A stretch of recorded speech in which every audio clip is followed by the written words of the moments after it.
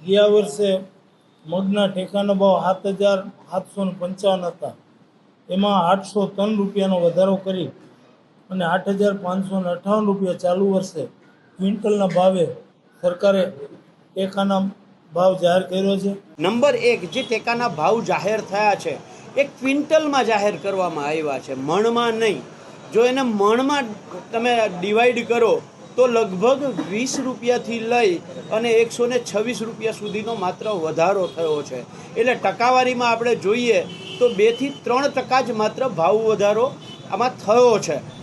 જ્યારથી આ દેશમાં નરેન્દ્રભાઈ મોદીએ વડાપ્રધાન પદ સ્વીકાર્યું છે ત્યારથી હંમેશને માટે તેઓ બોલે છે કે મારે ખેડૂતોની આવક ડબલ કરવી છે, મારે મારા દેશના ખેડૂતો સમૃદ્ધ થાય એ દિશામાં જરૂરી કાર્યવાહી કરવી છે. અને આપ બધા જાણો છો એમ દરેક વર્ષે જે સિઝનની વાવણી થવાની હોય, વાવેતર થવાનું હોય એ પહેલાં કેન્દ્ર સરકાર દ્વારા ટેકાના ભાવો જાહેર થઈ જાય, જેથી ખેડૂતોને ખબર પડે કે મગફળીનો આ ભાવ ઓછામાં ઓછો મળવાનો છે, કપાસનો આ ભાવ મળવાનો છે, અડદનો આ ભાવ મળવાનો છે, મગનો આ ભાવ તો મળવાનો જ છે. એ પ્રમાણે એ લોકો વાવેતર કરે.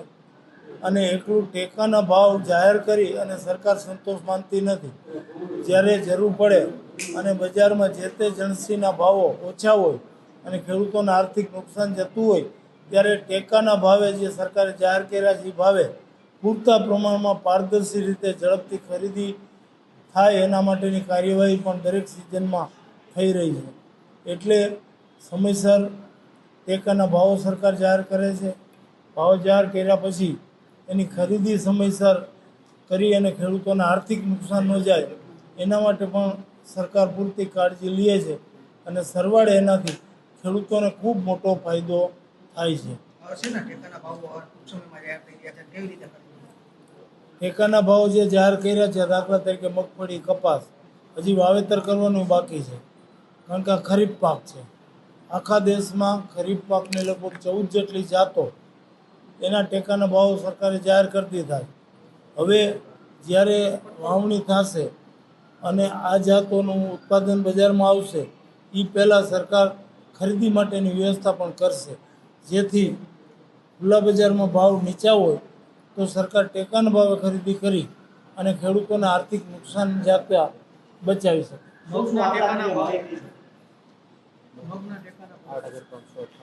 ગયા વર્ષે મગના ટેકાનો ભાવ 7,755 હતા.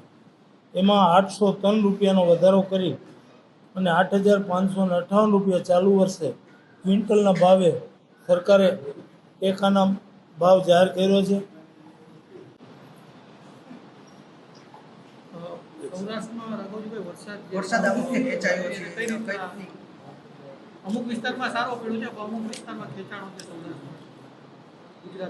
વરસાદ સામાન્ય રીતે આખા દેશમાં 25 જૂન પછી ચોમાસું સત્તા રીતે બેસે છે. આ વખતે હવામાન ખાતાની આગાહી હતી થોડુંક વહેલું બેસવાનું, પણ સંજોગો વરસાદ હજી ક્યાંય વ્યવસ્થિતપણે વરસાદ થતો નથી. છૂટો છવાયો પ્રી મોન્સૂન એક્ટિવિટી જેને કહી શકાય એવી રીતે છૂટો છવાયો વરસાદ થાય છે. પણ હવામાન ખાતું જે આગાહી કરે છે એ મુજબ લગભગ આ અઠવાડિયામાં સમગ્ર ગુજરાતમાં વરસાદ થઈ જશે. અને અત્યારે જો અઠવાડિયામાં વરસાદ થાય તો આ વાવણી સમયસરની કહેવાય. એટલે સમયસર વરસાદ થાય એવી આપણે આશા રાખી છીએ. ચાલુ વર્ષે હવામાન ખાતાએ જે આગાહી કરી છે એ મુજબ અલ નીનોની અસર છે એ સમાપ્ત થઈ ગઈ છે અને હવે લા નીનોની અસરની શરૂઆત થઈ છે, જેના પરિણામે ચાલુ વર્ષે સ્કાયમેટ અને અમુક જે હવામાન માટેની આગાહી કરતી સંસ્થાઓએ એવી આગાહી કરી છે કે આપણે ત્યાં 104% કરતાં પણ વધુ વરસાદ થશે. અને આપણે તો જેટલો વરસાદ થાય એટલો ઓછો જ છે. એટલે સારા વર્ષની આપણને પૂરી આશા છે. સમયસર વરસાદ થઈ જશે એની પણ આશા છે. અને આ વર્ષ ખેડૂતો માટે ખૂબ સારું રહેશે એવું જ્યોતિષીઓ, હવામાન નિષ્ણાતોથી માંડી અને બધા લોકો આગાહી કરે. તંત્ર સાથે વાતચીત થઈ હશે, અતિ ભારે વરસાદમાં તંત્રની શું તૈયારી, કારણ કે અમારી મંત્રી પણ આપ છો, આપણે બેઠક કરી હશે. આપ બધા જાણો છો એમ આ સરકાર કુદરતી આપતી વખતે ખૂબ જ એલર્ટ રહી છે. ભૂપેન્દ્રભાઈ પટેલની આગેવાની હેઠળની આ સરકારે ગયા વખતે બીકોજોય વાવાઝોડા વખતે જે કામગીરી કરી હતી એડવાન્સમાં, એ કામગીરીથી આપ બધા જાણકાર છો જ. એવી રીતે અમારું ડિઝાસ્ટર મેનેજમેન્ટ વખતો વખત જ્યારે આગાહીઓ આવશે આવી કોઈ કુદરતી આફતની, તો એડવાન્સમાં જ એના માટે જરૂરી પ્રિવેન્ટિવ એક્શન વ્યવસ્થિત લેવાઈ જાય, કોઈ જાનહાની ન થાય, ખુવારી ઓછી થાય, એના માટે સરકાર પૂરેપૂરી સતર્ક છે. અને એના માટે અમારા માનનીય મુખ્યમંત્રીશ્રીની આગેવાની હેઠળની આ સરકાર પૂરા પગલાં લેશે એવી રિપોર્ટ આજે સબમિટ થવા જઈ રહ્યો છે, શું કહેશો? હું એના વિશે અત્યારે કાંઈ નહીં બોલું. રઘુજીભાઈ, માનો છો કે જેટના અધિકારીને ત્યાં આ પ્રમાણસર મિલકતનો મોટો જતો મળ્યો, આ ન થવું જોઈએ, ભ્રષ્ટાચાર ન થવો જોઈએ એવું માનો છો? નરેન્દ્રભાઈ મોદીની નેમ છે કે દેશમાં વહીવટી તંત્રમાં કે બીજે ક્યાંય ભ્રષ્ટાચાર ઓછો થાય, લોકોના કામો સાચા અને વ્યાજબી કામો ઝડપથી અને સમયસર થાય અને ભ્રષ્ટાચારીઓને છોડવામાં ન આવે, આવી નેમ નરેન્દ્રભાઈ મોદી પોતાની છે અને એ નેમ સાથે તેઓ વહીવટ કરી રહ્યા છે. ત્યારે ગુજરાતમાં પણ આપ જુઓ છો એમ કોઈ પણ બનાવ એવો બન્યો હોય તો તરત જ સરકાર કડકમાં કડક કાર્યવાહી કરે છે. સાહેબ, આમાં અધિકારીઓની જે પદાધિકારીઓ જે છે કે જવાબદાર એવું આપણે પ્રાથમિક રીતે લાગે છે, કારણ કે સમીક્ષાઓ આપણે કરેલી છે. Weight and watch.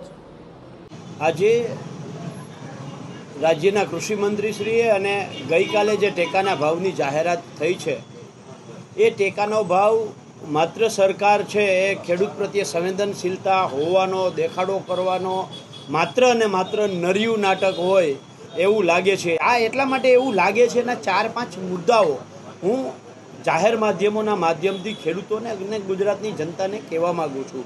નંબર 1, જે ટેકાના ભાવ જાહેર થયા છે એ ક્વિન્ટલમાં જાહેર કરવામાં આવ્યા છે, મણમાં નહીં.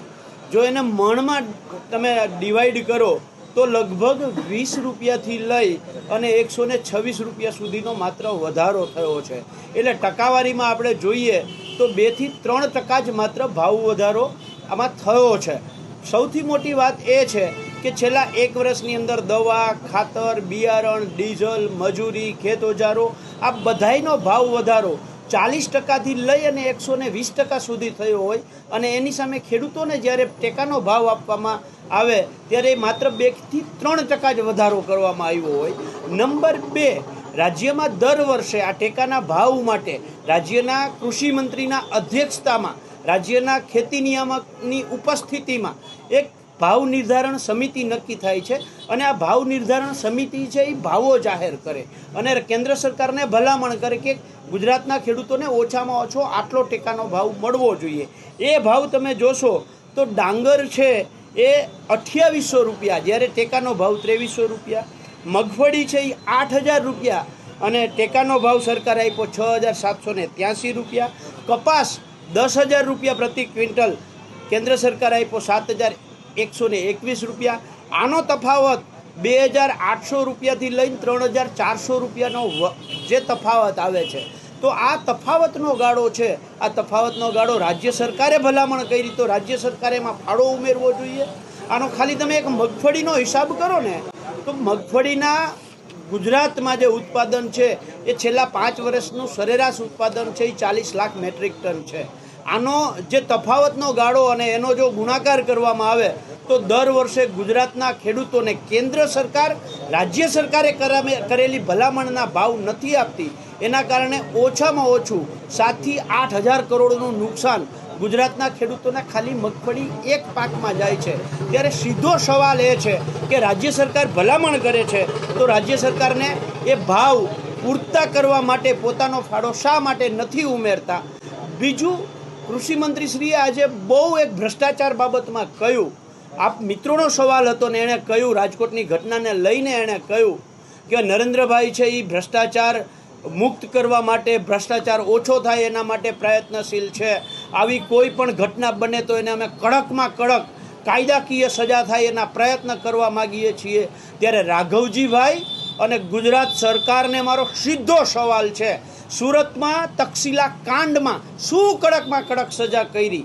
વડોદરા જે હરણી બોટકાંડ થયું એમાં શું કડકમાં કડક સજા કરી, મોરબી ઝૂલતા પુલ કાંડની અંદર શું કડકમાં કડક સજા કરી, કાંકરિયા રાઇડ કાંડમાં જે આરોપીઓ હતા એ 1-1.5 મહિનો કે એકાદ વર્ષ જેલમાં રહ્યા, ત્યાર પછી એ જ રાઇડ જે છે એ બાલવાટિકાનો કોન્ટ્રાક્ટ એ જ આરોપીઓ જે જેલમાંથી બહાર નીકળ્યા એને તમે આ ફરીથી કામ આપ્યું છે. આ તમારી કડકમાં કડક સજા છે.